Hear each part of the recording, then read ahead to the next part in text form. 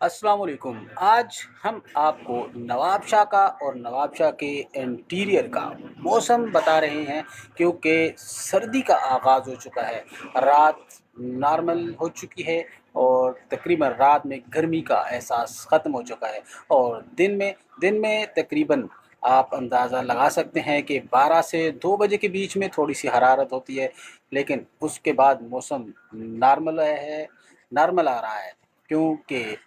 सर्दियों का आगाज़ है और सर्दियों के आगाज़ में ही इतना शानदार और प्यारा मौसम हो रहा है कि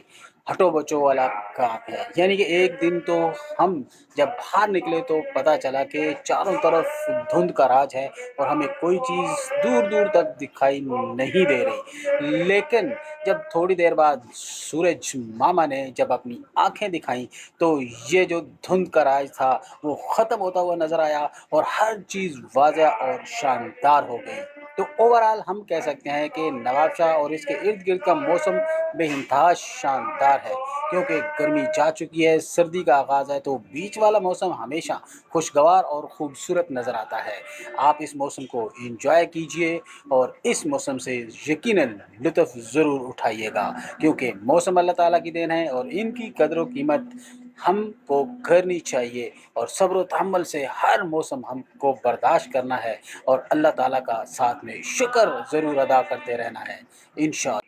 मौसम सभी अच्छे होते हैं।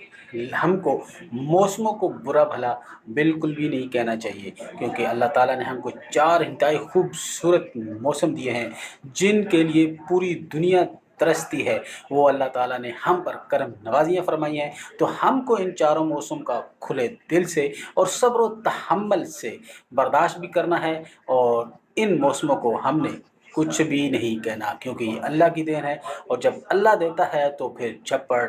फाड़ के देता है। दुआ कीजिए कि ये जो सर्दियाँ आ रही हैं, ये मौसम हम सब के लिए मुनासिब, खूबसूरत, और उन लोगों के लिए जो सर्दियों में भी फुटपाथों पर होते हैं, शेल्टर होम्स में होते हैं, अल्लाह ताला उन पर अपना रहम फरमाए और अल्लाह ताला उनको अपना होम, अपना घर अता फरमाए। आमीन सुम